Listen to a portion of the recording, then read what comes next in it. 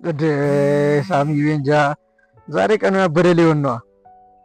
ሄሎ ዳኒሻ እንዴት ነህ? በእናትህ አለን። አንተ ምን ነው በቃ እንደ ቀልድ ከመጣ 2 ሳምንት አለፈ አይደል? ዲያስፖራ መሆን እንደዚህ አብሮ አደግ ያስረሳል እንዴ? ኧረ ዳኒሻ እንደዛ አይደለም እኮ አንዳንድ ነገሮችን እኮ እስካስተካክል እኮ አንተም እኮ ስራ እያልክ እኮ ጠፍተሃል። ያው እንደናንተ ቤንጃሚን ባይኖርም ተፍተፍ እያለ ነው። አንተ ከሰሙ ብዙ ታወራለህ። እሺ ዛሬ ፕላን ምንድን ነው? ዛሬ ባገኝ ደስ ይለኛል በጣም በእናትህ። እንደውም ዛሬ ረፍት ቀኔ ነው ይመቸኛል። ከአንድ መልሼ ልደውልልህ ሳሚ። ይሄ ሳሚሻ ፋዘራት ነው።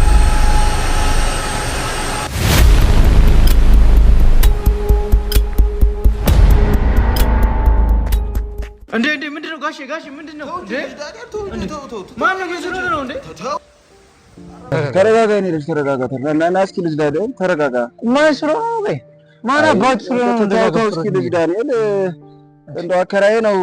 ቤቱም ከተሸጠ ሰንበትበት አለ። አይገዙትም ሰዎች ቢያስጨንቁት ነው መሰል እሱ ምን ላይ መበርታቱ እና ቢሆንስ ታዲያ እንደዛ ቢሆንስ እንደዚህ ማድረግ አለበት እንዴ? ማን ስለ እንደዚህ የሚያደርገው? ስንት ዓመት አብረን ስንኖር አንድ ቀን ክፉ ደግ ተነጋግረን ማናቅ እሱም ቢጨንቀው ነው መሰል የኔ ልጅ ነው። ጋሽ አሌክስ እስካሁን ለምን አልነገሩኝም ታዲያ? እንደውም ለኔ ባይነግሩኝ እስከሆነ ሳሚ ከመጣ ቆየ አይደል እንዴ? ለሱስ አይነግሩትም ነበር? እሱ መፍትሄ አጥቶ ነው። አይ ልጅ ዳንኤል እሱን መቻጣውት ብለህ ነው አንድ ልጅን በተባባረባ በትንሽ በትልቁ ከማስጨንቅ ብዬ እንጂ እሱንስ መቻጣውት ብለህ ነው።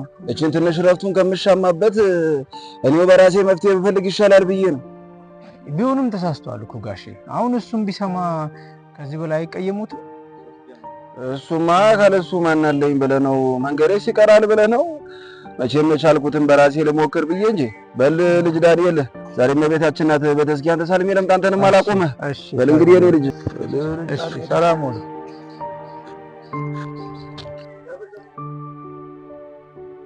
ሳሚ አሁን ልመጣ ነበር። እሺ በቃ ቦሌ አካባቢ ነው ያለሁት። ሎኬሽን ልላክልህ? እሺ ላክልኛ።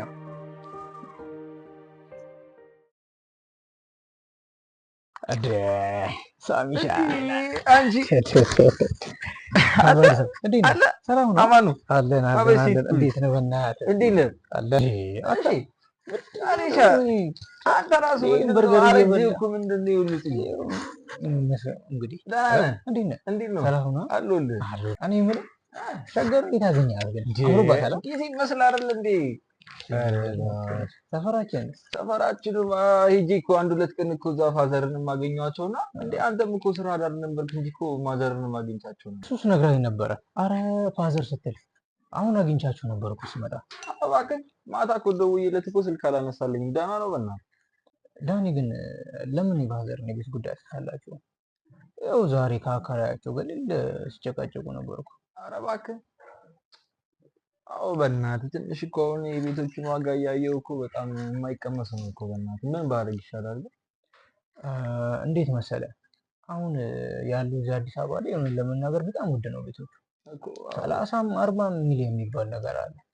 እና ምን ታደርጋለህ መሰለህ አሁን ቢያንስ 2 ዓመት ገና እየተገነቡ ያሉ አለ አይደል? ግን ታማኝነታቸውን ቼክ አድርገህ የተገነቡ ያሉ ቤቶችን ተገዛላቸውና ከ2 ዓመት በኋላ ያው ቅናሽም ስለሚኖራቸው ማለት ነው።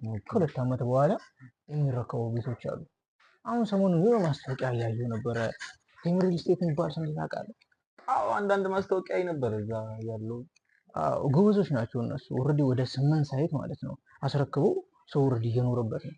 እና ምን ያደርጋሉ መሰለህ ሳይት ሲያወጡ ማለት ነው ቀድመው የሆነ 65-35 ወይም 60-40 ብለው ያወጡና ቀድሞ ለሚከፍል ሰው 35-40% ይሁን እንግዲህ አስቡ።